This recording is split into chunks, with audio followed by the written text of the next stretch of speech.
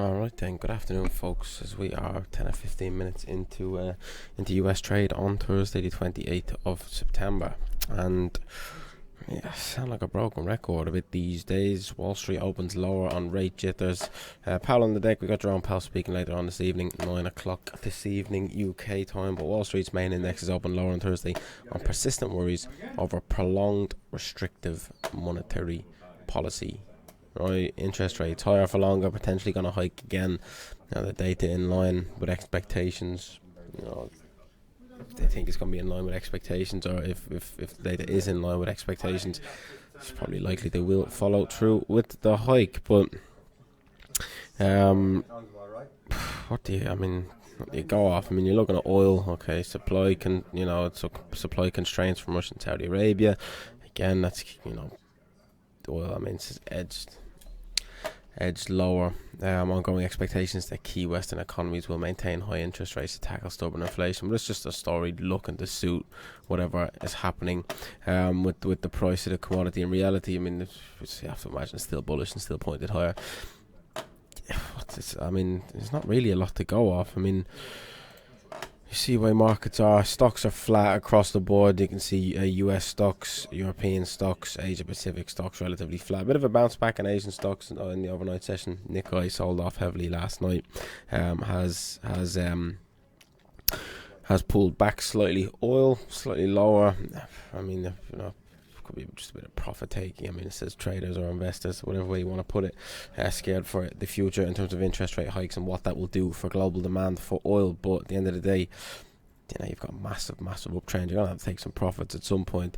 Your Aussie and your Kiwi, relatively mixed. Currencies are mixed across the board. Sterling set to snap its 6-day losing streak, but as you've seen in the article just back there, still in line for a massive monthly drop, with the Bank of England seemingly finished with their interest rate hikes. US dollar lower somewhat across the board post GDP today. But if we have a look at markets, I mean it's a little bit lower to begin the trading session, or throughout the European session, should I say. Bit of downside, bit of upside again. Really, it's just chopping sideways, and there's a lack of clear direction post GDP. As you can see here, we had German inflation slightly below consensus. Euro sold off slightly off the back of that GDP from the US, bang in line with expectations. This price index, kind of an inflationary figure, slightly below consensus at 1.7%. Initial jobless claims slightly below consensus, which is positive.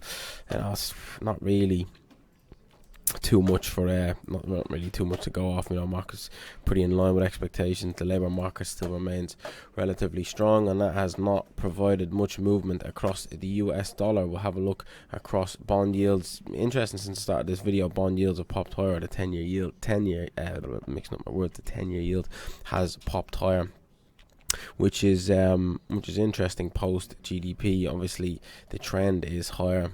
Whatever way you try and spin it, no matter what time frame you look on, that trend is bullish. That trend will not last forever, but as long as it does continue, I mean, it's like accelerating. It's like kind of exponential growth, you know what I mean? It's that direction and that direction, and now it's just like basically a vertical rise.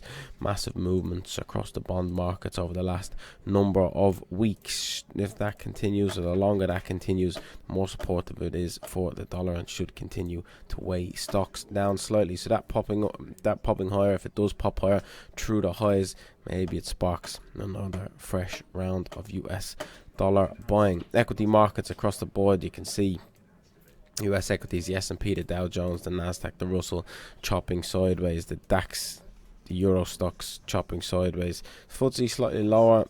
UK economy not great at the moment. Obviously a reason behind that. Sterling popping higher as well. It's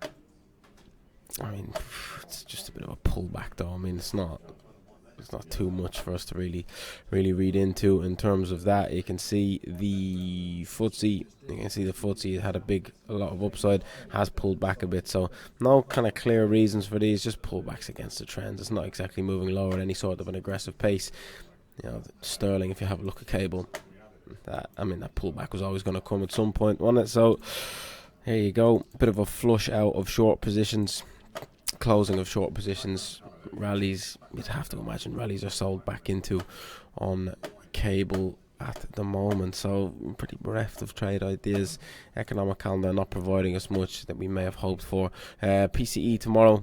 We got inflation out of the Eurozone, inflation out of Italy. We've also got PCE then out of the US. So maybe markets wake up a little bit into the close, into the weekend. But PCE tomorrow, markets probably likely to lie and wait. Rally on sterling. Waiting for a rally to sell for a while. Is that the rally to sell? There's only one way of finding out, I suppose. But a bit of a pop higher. People will probably look at selling sterling. Nothing has changed in order to drag that move or cause that move higher. Bank of England are done. Fed, not quite. That makes a recipe for the currency pair lower. Any rallies you'd have to imagine do get sold into. Is that high enough? I mean, risk 1%, take a 1% loss if it goes higher, then sell it again.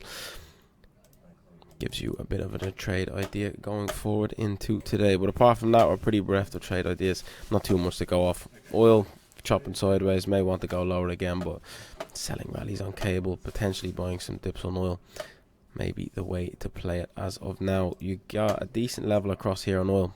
I'll just get this across here on the round number of 93. It's high, then back here we've come back in to test it. Get a bit of a Fibonacci retracement in there for yourself with the 61.8. That is not a bad level to look to try and get long at. We need a bit of confirmation. Maybe get that for your lower time frames or wait for a candlestick to form in the 1 hour.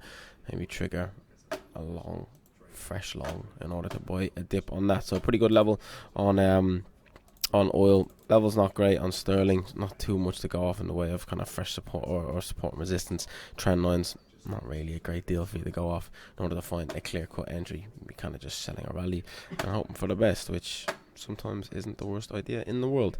But maybe a rally sell of a rally on cable, maybe a bit of a buy of a dip on oil. This seems to trade ideas too clear trade ideas for me in today's US session. We'll see how it plays out. Stock markets not looking like they want to do much ahead of PCE tomorrow.